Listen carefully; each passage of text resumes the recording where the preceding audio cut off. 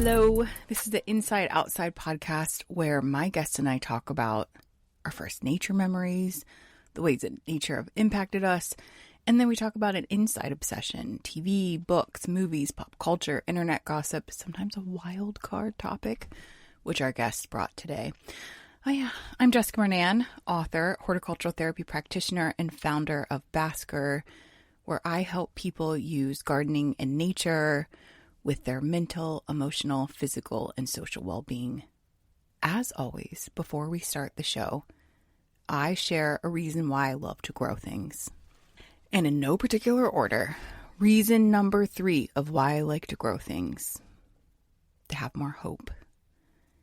And I know that sounds like a big, grandiose statement, but I'm telling you, a few years ago, my mother-in-law sent me a card that had a quote on it from Audrey Hepburn, and the quote said, "To plant a garden is to believe in tomorrow."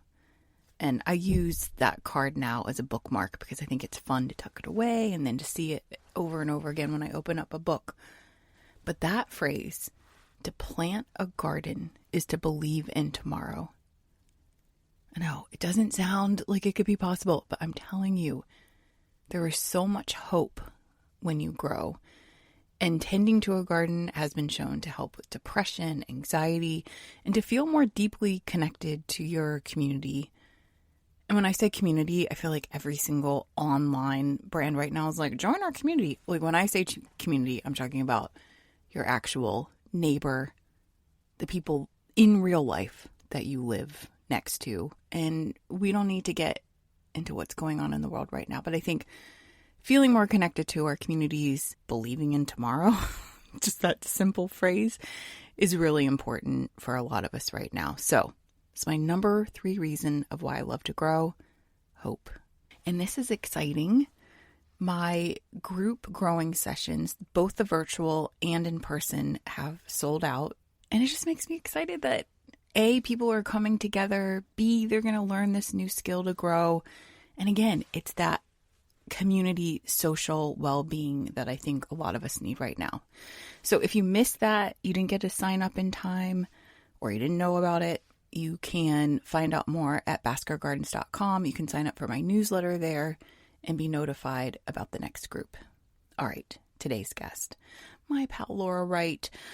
Laura is the founder of The First Mess, which is really the only recipe website you'll ever need to go to, maybe besides New York Times cooking app, but it has the best recipes ever.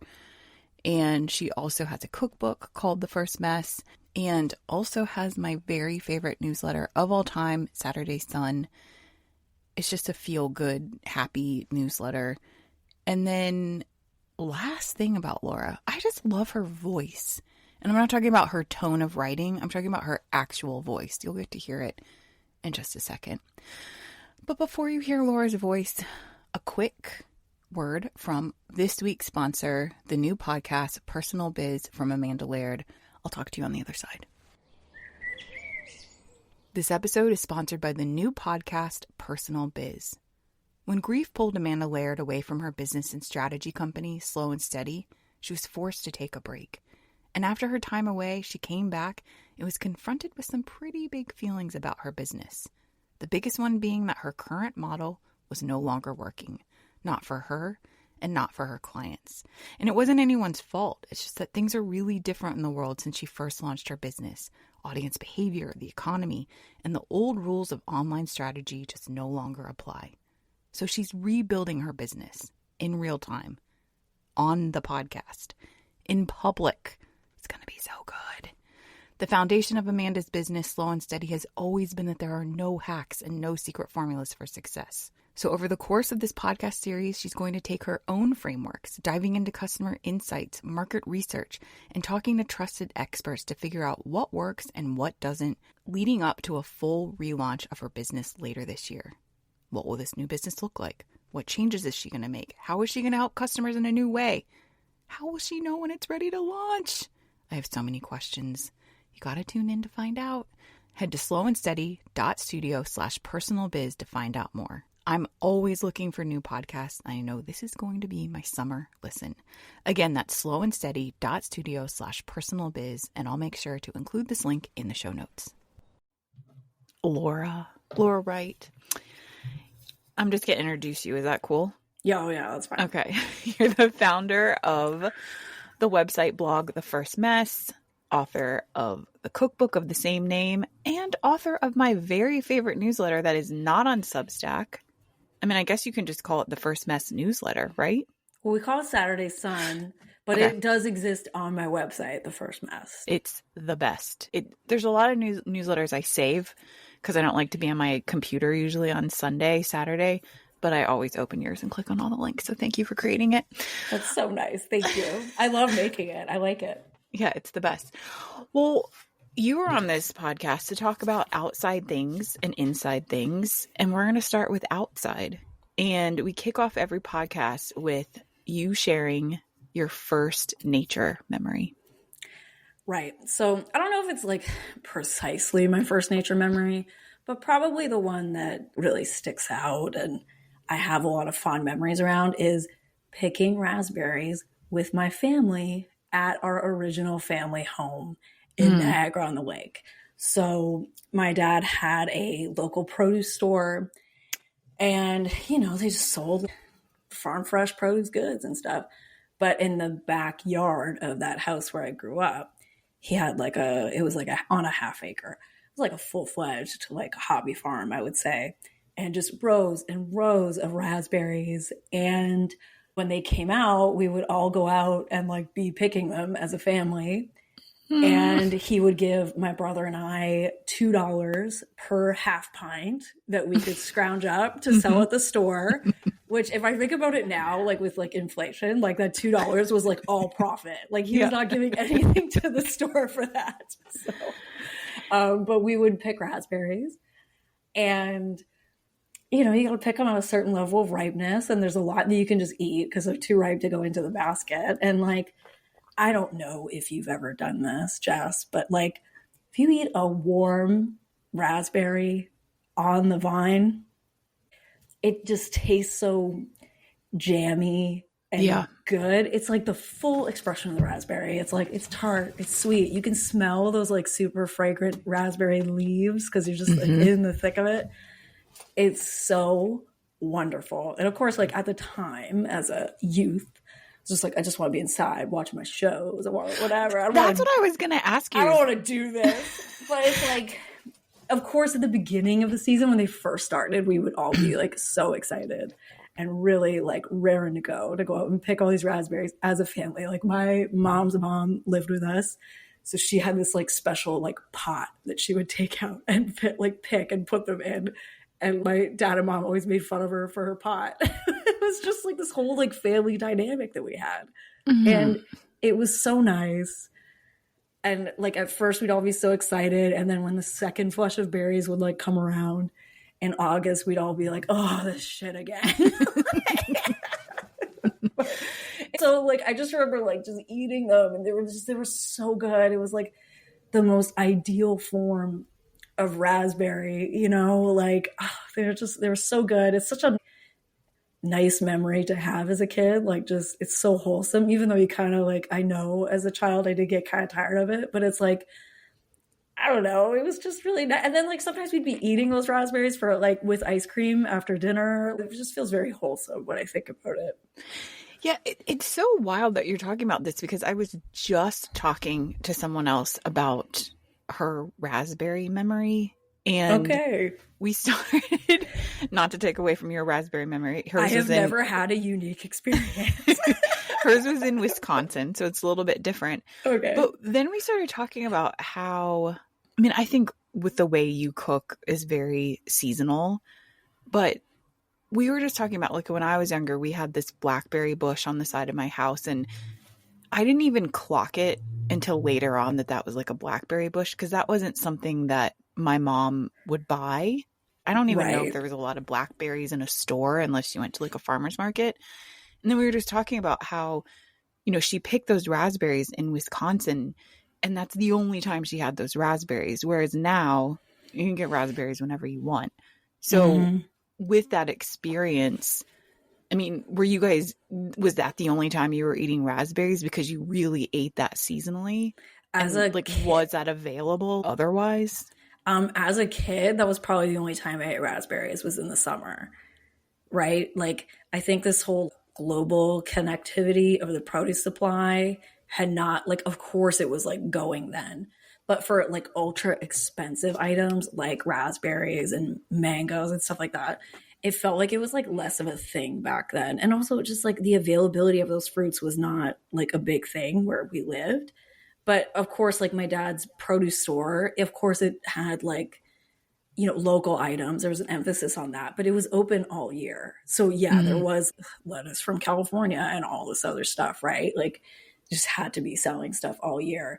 But raspberries in particular was definitely only ate it in the summer kind of thing. Yeah. But like strawberries, those would be coming in from California or Mexico all the time, and like they would be available. Because see, growing up, I never had, and listen, we mainly ate canned fruit. Okay. We didn't really have things out of season at all. And again, I think it's because it was so costly. It wasn't available. But it's crazy to think like now my son, if he wants a strawberry in whatever month he wants it, I mean, I usually don't buy it because the strawberries are like $10 in certain months, but when they're out of season, but it's just, it's a completely different experience now for food. And I think that's good and bad at the same time. I agree. Like, you guys don't have hydroponic strawberries down there? I mean, we have them here. They're actually like, they're shockingly good and they're available all year. Yeah, it's shocking. They're called like Little Smoochies or something. They have the best name, really good marketing.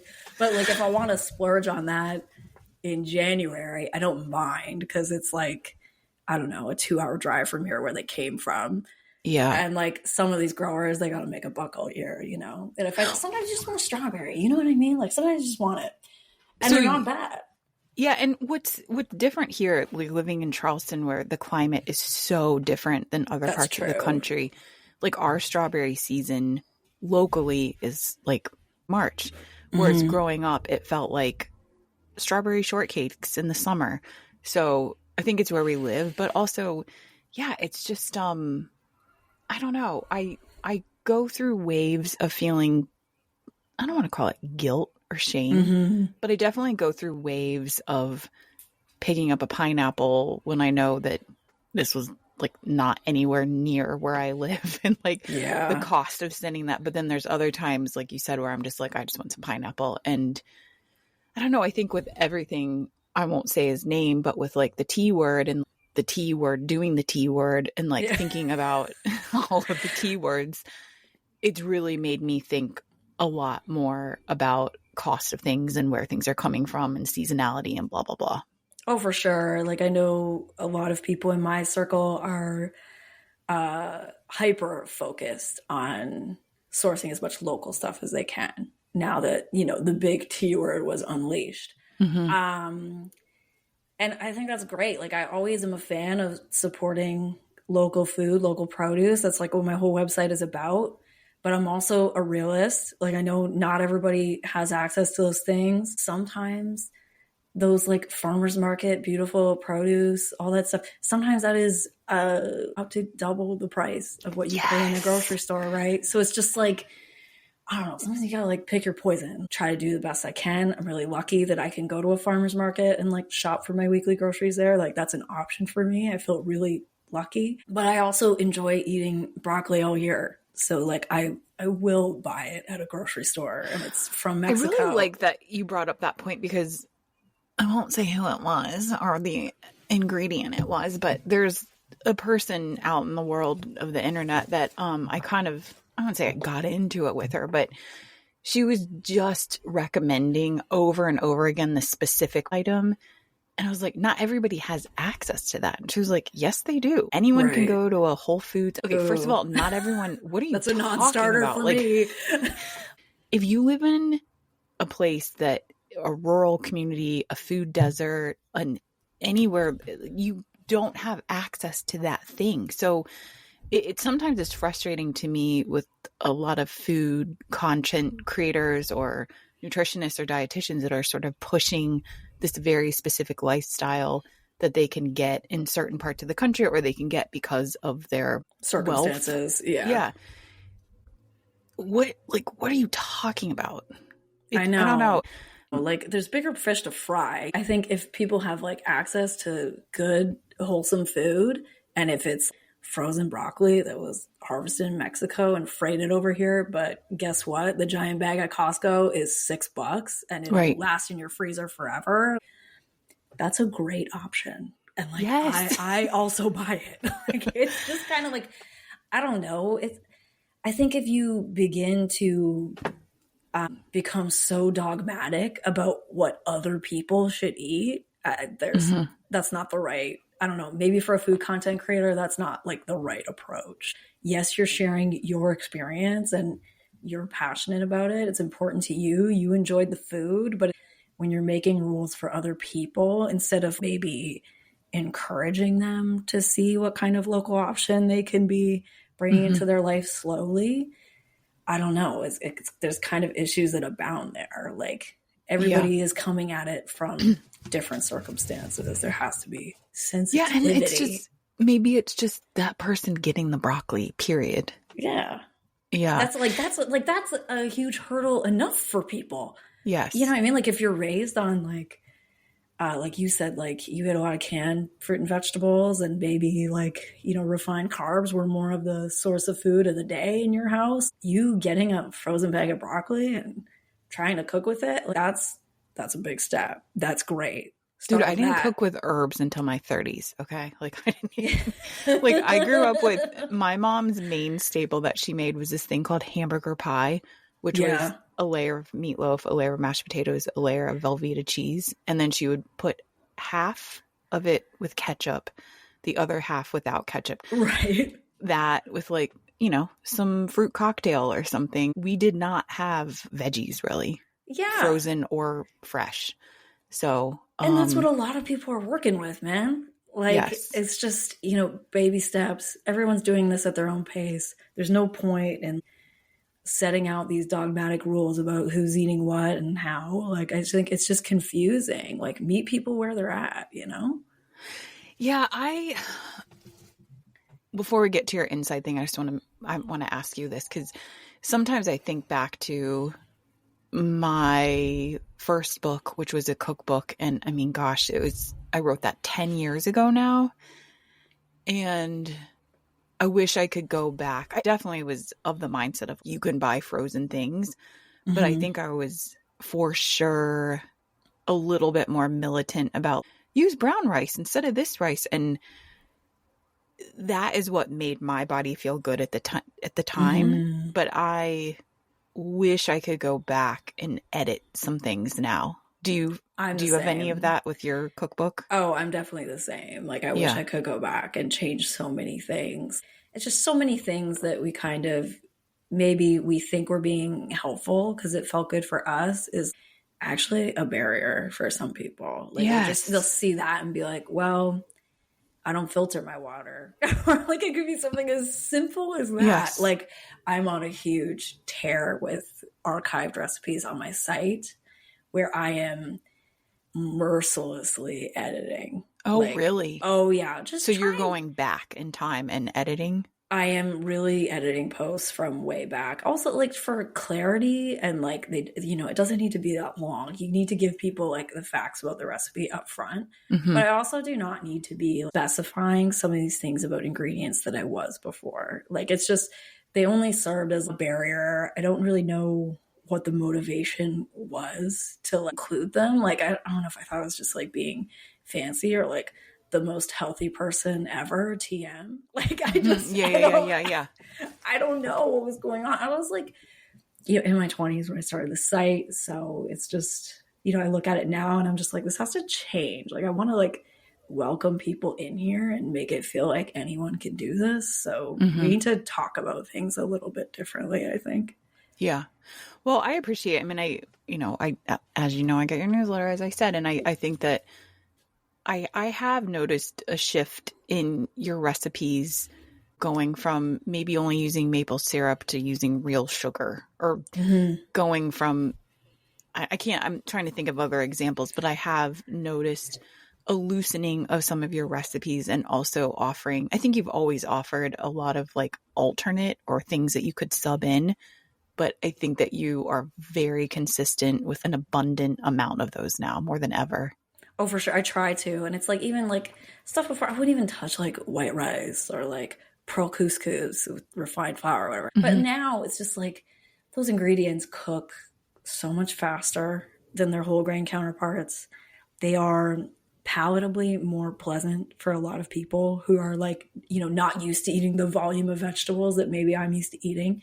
Yeah. So it's just like, and they're ingredients that people have around. Like, it's just, I don't know. I've definitely like loosened up on it in both like my personal life, but also with my recipes that I publish. I just like want more people to find more ways to enjoy whole plant-based foods. And if it takes combining it with jasmine rice instead of brown rice that takes like 50 friggin' minutes to cook, then it's fine. It's fine.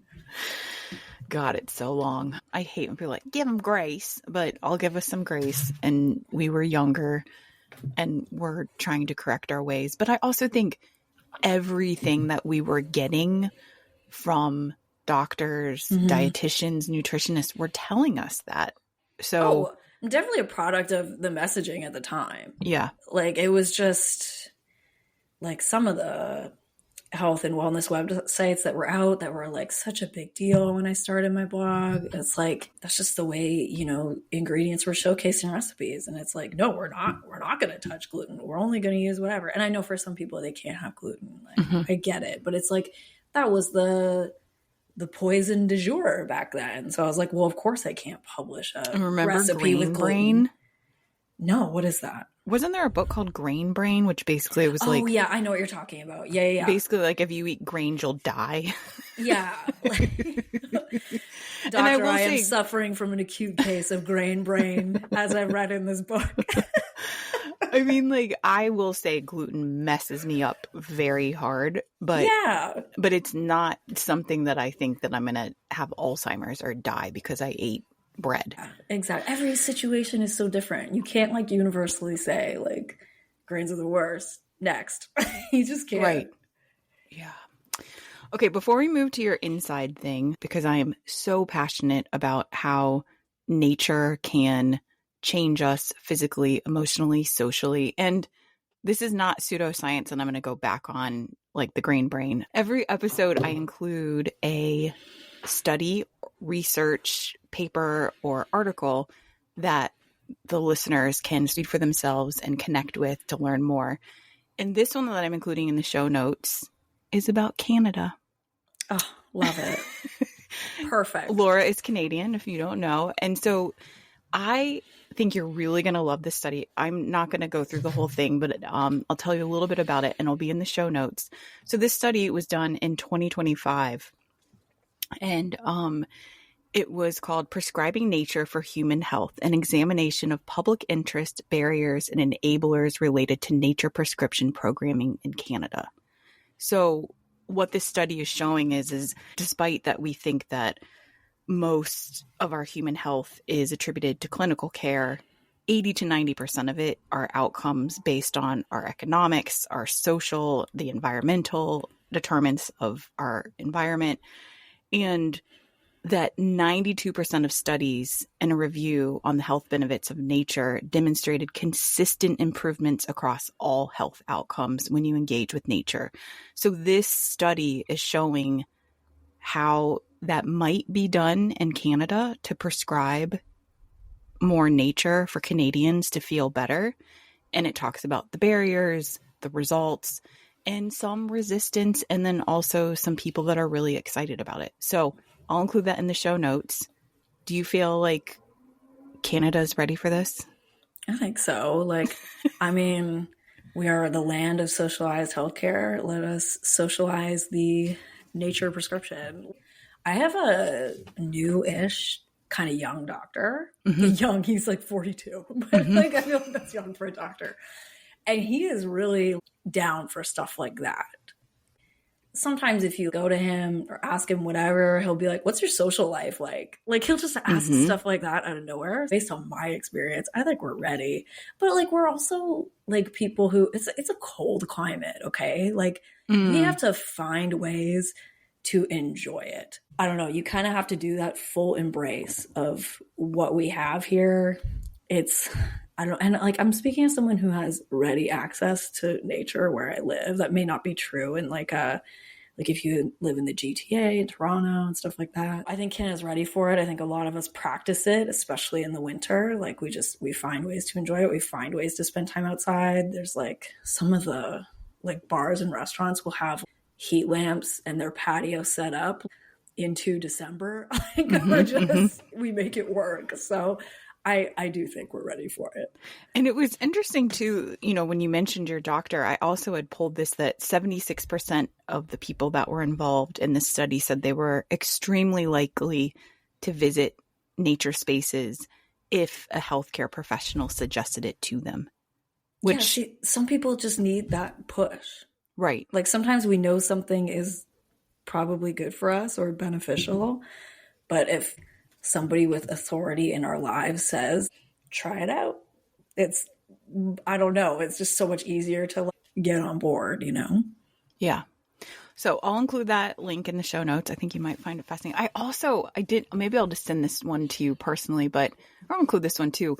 I also found this study that they did in Canada that people that had higher diversity of birds and trees in their neighborhood had a higher happiness level. So I thought that was interesting too. That's so interesting because I am in the midst of a mega tree planting project at my house. I am planting a new tree like every 5 days right now. Like I am just going, like we already have a lot of trees on our property, but it's like I go to the garden center twice weekly. Like I'm at them all the time. It's just the time of year. Every time I'm like, grab this tree. And it's so easy to buy trees right now because everything looks good. You're not seeing it in its deciduous form of like leaves. So you're like, oh my God, that tree. Yeah. So this is the tree buying season. Yeah. Okay. So your inside thing, you gave me two options and I want to tell everybody how the show works. I don't know what your first nature memory is, but you do tell me what your inside thing is. So I can either watch it, read it, whatever, examine it. But you sent me two things and I'm choosing number 2, which I can't watch or examine. You're just going to have to tell us about it. So what is the inside obsession that you currently have? So my inside thing, about a year ago, I started weightlifting at a gym local to me. And it's a powerlifting gym. So it's like... Tell us what that means. What is powerlifting? Powerlifting, I think it's like a focus on like the compound lifting movements. So okay, what is compound? It's like compound. It's like you have to like different parts of your body are working in harmony to make the lift happen. So it's like deadlifts, barbell back squats, bench press, overhead press, like those kind of things. So some people who actually like compete in the world of lifting go to this gym and see my trainer. And then some people just go to this gym and just like work out. And that's me. But those compound lift movements are part of what I do. Those are kind of like the benchmarks of my progress, I would say. Like if I'm going up in weight, in reps, on bench, I know that things are improving, right? Okay, so wait, let's back up. So were you already going to this gym before you started lifting weights?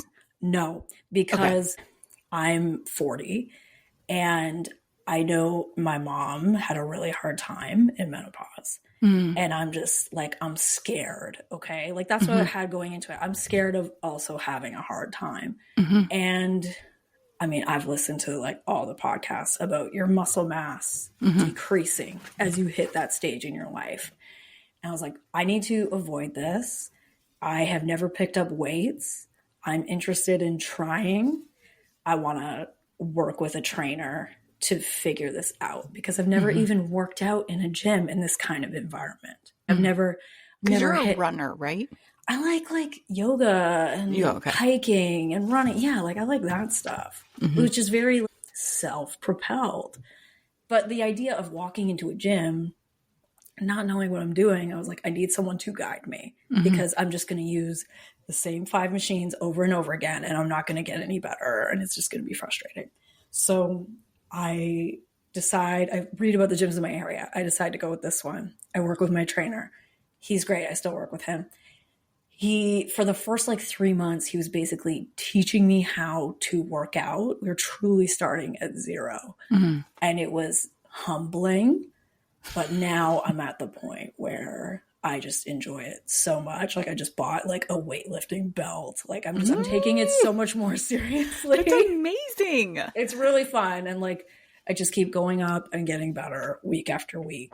So I really enjoy, this is the type of working out. I've never enjoyed working out like this. And it's just, the weights are so heavy and I'm so impressed with myself when I do it. It feels great. The muscles are popping, but it's doing this, I work out 3 times a week. I want to go to 4. Doing this. So wait, you lift 3 times a week? 3 times a week. Yeah. Okay. Yeah. I have an upper body, a lower body, and then a full body kind of day. Okay. So doing this with frequency, I found out pretty quickly that if I don't eat enough protein and hydrate adequately, my time at the gym was not wasted, but it just could not be maximized. So after a while of having these workouts where I was feeling gassed and all this stuff, the trainer that I work with, he was like, you just need to eat way more protein. You need to really take it up a notch. And I was like, okay, fine, I'll try. Okay, let me ask you this. So I understand needing more protein for fuel, right? Yeah. Do you think that you need, I just feel like the obsession with protein right now is bananas. It is bananas. What is it? Chloe's protein popcorn. That's a food that doesn't, why does popcorn have to have protein? That's so silly to me. I am a person that prioritizes it because I want to perform in the gym, and I think it's too much. I think maybe this obsession with protein without a matching obsession with, say, fiber is, I don't know how I feel about that. I would not say I'm personally obsessed with it. I just find ways to get it in. And if I'm short, I have another protein shake. And I'm not saying you're obsessed. I'm saying the broader, it's I don't know, a lot of it feels like Maha coded at times too. It kind of those with the protein thing, it kind of all runs together sometimes. But I will say, I start questioning, am I eating enough? Because, it's just, you see it everywhere. And it's you have some people say this is bullshit. You don't need that much. And then other people, it's the grain brain thing, going back to that. It's if you eat gluten, you'll get Alzheimer's. Not true. Yeah. And if you don't get enough protein, this will happen. And it's what is true? I'm not sure. All this dietary stuff really ebbs and flows. You and I both know the plant-based thing had its moment when you and I were both putting our books out and everything like that, and everything was plant-based. And then that kind of went away and it became carnivore is the thing, and everybody's eating off of wood cutting boards. Yeah, right. It's all protein all the time. It's just, as long as I try to get some with every meal or pick up the shortfall with a protein shake, whatever, I do great in the gym the next day.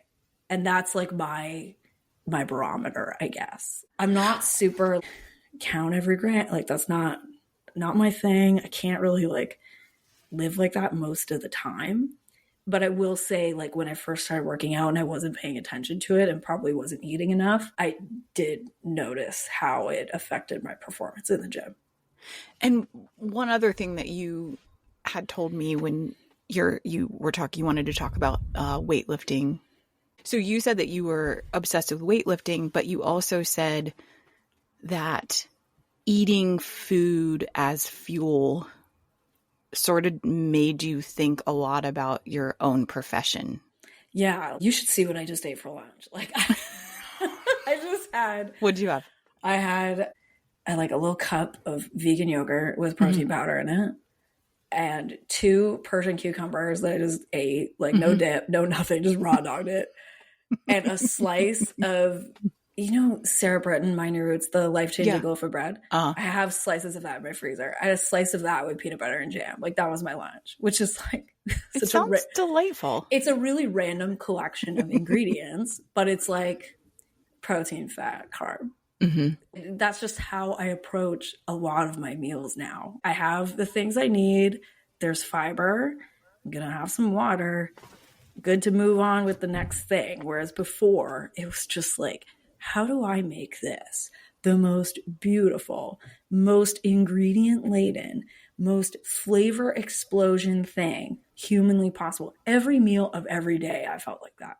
Like I could never. That sounds exhausting. I could never just have like, like olive oil, garlic, chili, pasta. And I think a lot of it was like coming up when Instagram first became a thing, and like you just share your whole life. And I just felt like everything had to be so awe-inspiring and beautiful and have all these friggin' things in it. That's like definitely a factor. But once I started weightlifting a lot more seriously and wanting to get results out of it, I definitely just went to, this part of my plate is protein. This is whatever. This is whatever. Oh, do I have this in the mix? Great. And like, does it look like slop in a bowl? Yes, it's fine. I kind of love eating like this. Don't have to think about it. I'm not I'm just like throwing stuff together and moving on with my life. It's so, in that own kind of way, it's so appealing. It's so stress-free.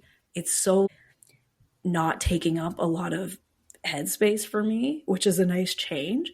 But at the same time, it's just like, if I enjoy eating like this so much in such a utilitarian, eat to live kind of way, what am I doing with the recipe blog right now? Like, how am I like going to inspire people to, eat in the way that I have done for like 10 years when like, this is how I prefer to live right now? Like, it's kind of a weird thing to juggle.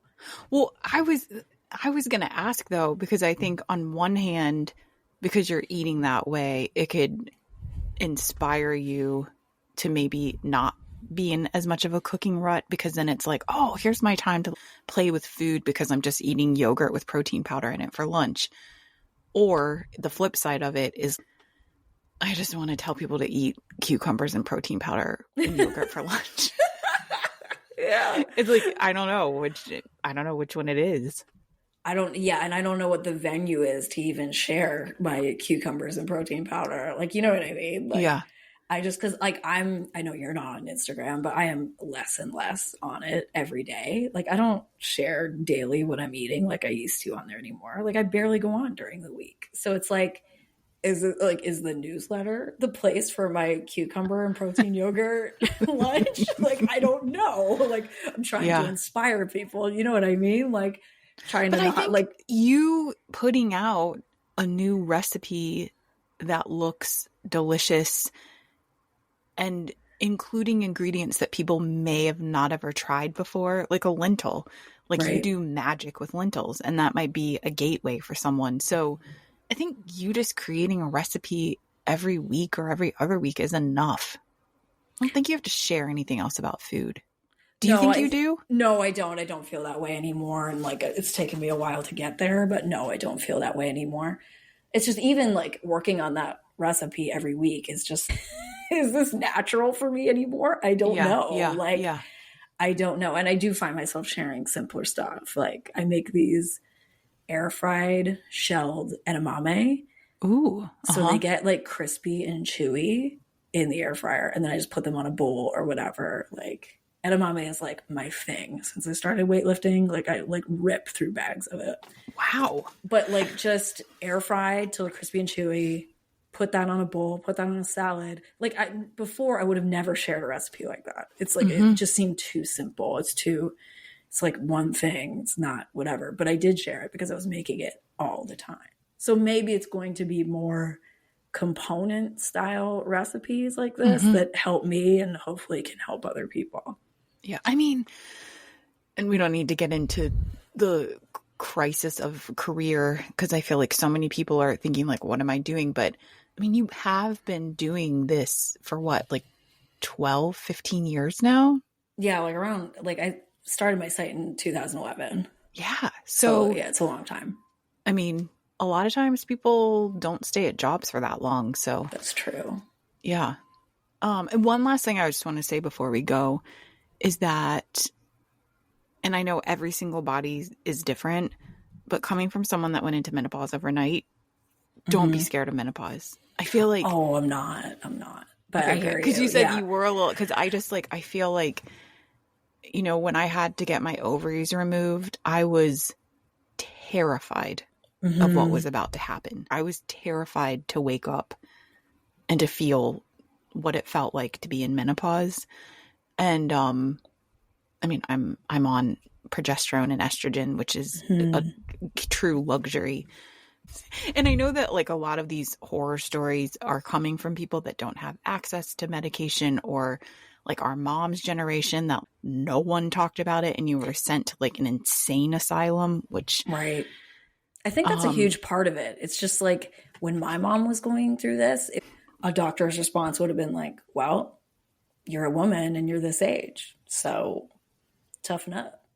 Right. That was they didn't even say that anything was wrong. They just thought, so many women still to this day think that their menopausal symptoms are early onset dementia because, and I know that we are both huge fans of Lisa Mosconi and, Mosconi, but all of the work that she does is showing this is not just about your ovaries and your reproductive organs and everything happening. This is happening to your brain.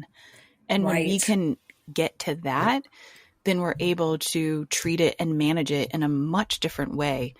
And also, it's just, I feel so frustrated sometimes when there's all of these celebrity menopause brands and it's all about weight gain and dry skin and a dry vag. It's what about the mental health? What about forgetting words? What about not feeling the same as you used to feel? Let's talk about that mental part, because that other stuff is just cosmetic. One of I forget who was on what podcast, but a doctor who specializes in this said that everybody thinks menopause, the first symptoms are hot flashes or whatever. One of the most commonly reported early symptoms for perimenopausal, menopausal women is rage. Oh, yeah. You know what I mean? And not knowing where that came from. Why do I suddenly feel like this? And it's just that's the thing. The conversation always hovers around these same things. I can't get this pooch to go away. I can't get the whatever. It's just it's shut the fuck up. Are you kidding? This meanwhile, woman is suicidal. Some people are feeling absolutely deranged, whereas a week earlier they felt fine. Yeah. It's just it's so much more serious than that. Yeah. Ugh. So yeah, it's and I think too with this, with the weightlifting that you're doing, and I forget who said this. This was something I read or heard it on a podcast too, but they said move now so you can move later. And it's my new mantra when I don't want to work out. It's okay, move now so I can move later when I'm in my 60s and 70s and 80s. Yeah, I want to get jacked now so I can be jacked when I'm 90. Yeah. Just lifting up my girlfriends at the old folks home. Yeah. That's what I want to be doing. So yeah, because I think that there's a pride in having strength. I feel a lot of pride when I can lift the giant jug of water to flip it onto the thing. Yeah. And I always, I don't know if I will be able to do that when I'm 90, but I have a lot of pride in being able to do things for myself. So yeah, it's also it's a mental thing, getting yourself to that point where you're going to show up at the gym and you're going to do the thing and it hurts. You're just going to do it and you're going to push through. And it's the rest of the day, I feel like I can do anything. Yes. It's the best, for my mental health, it's been one of the best things. Yes. Well, thank you so much. I'll include where you are in the show notes, but the best place to find you is The First Mess. firstmess.com, and definitely sign up for my newsletter. Oh, it's so good. Yeah. Thank you so much. Yeah, it was my pleasure. Thank you for having me. Thanks for listening. That's the show. You know, we have lots of reviews on Apple Podcasts, but none on Spotify. So do me a favor, and if you like the show, give us a 5-star rating on Spotify. It will help more people find the podcast. And if you want to leave an extra Apple Podcast review, I'm cool with that too. And to find links for everything we talked about, check out the show notes or head to baskergardens.com and click on the podcast link. And if you want to learn more about horticultural therapy or how we can work together, go to baskergardens.com/pod and message me. Again, everything in the show notes. Talk to you next week.